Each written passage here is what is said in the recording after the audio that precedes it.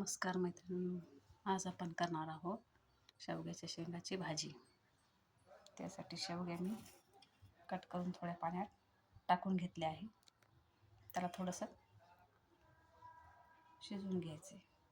शेवग्याच्या भाजीसाठी वाटण तयार करण्यासाठी साहित्य: भाजलेला कांदा एक मोठा, थोडा खोबऱ्याचा खीस भाजून घेतला आहे, 4-5 लसूण पाकळ्या आणि थोडीशी कोथिंबीर.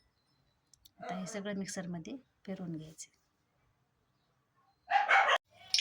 शेंगा आपल्या शिजून थोड्या तयार आहेत. आता फोडणीसाठी मी तेल तापायला ठेवले, त्यात टाकूया हे वाटण तयार केलेलं कांदा, खोबरं आणि लसूण याची पेस्ट.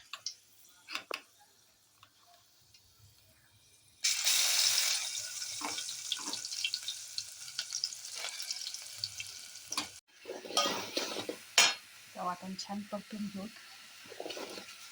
5 मिनिटं, जास्त वेळ लागणार नाही परतायला, कारण आपण भाजून घेतलं आहे.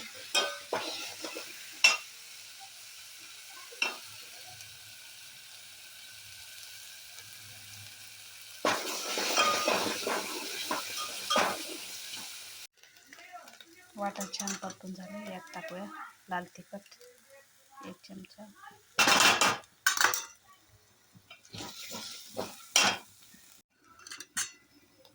काळा मसाला टाकायचा, मी घरी तयार केलेला आहे 1 चमचा. छान परतून घ्यायचं.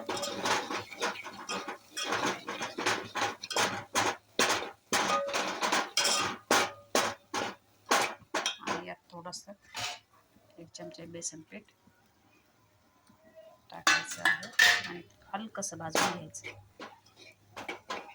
भाजीला एकसारखेपणा येतो,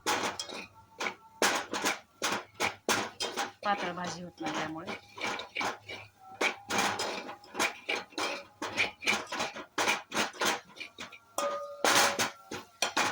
यात टाकूया थोडंसं पाणी, मसाले करपू नाही म्हणून.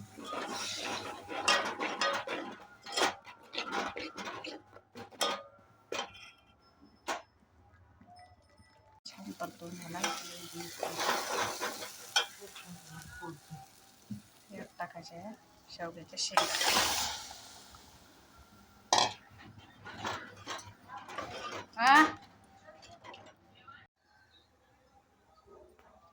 तुम्ही बघू शकता भाजीला किती छान रंग आला आहे. यात टाकायचं 1 चमचा मीठ